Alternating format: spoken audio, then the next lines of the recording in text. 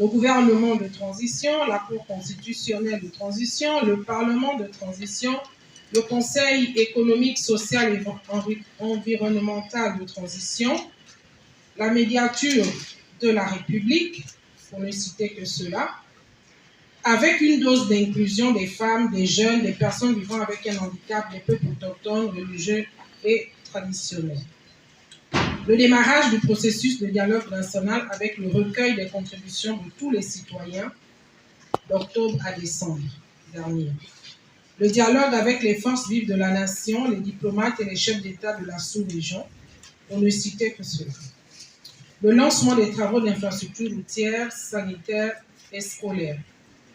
La réouverture des recrutements dans la fonction publique, l'inclusion progressive des femmes et autres personnes marginalisées, le paiement des bourses, etc.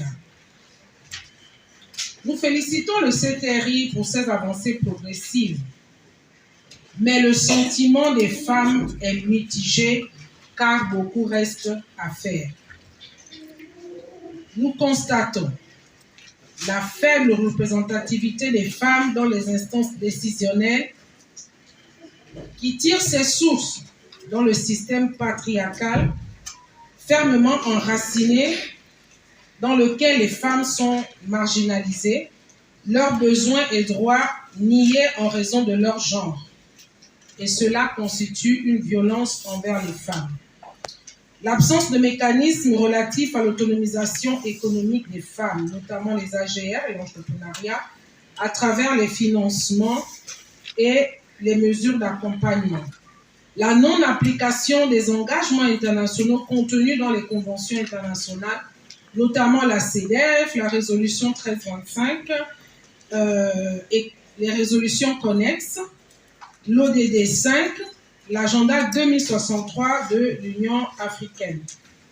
L'accroissement de la culture de l'impunité qui a élu domicile dans notre pays, se traduisant par l'absence d'action forte de la justice face aux nombreux actes de violence et crimes odieux, notamment les viols.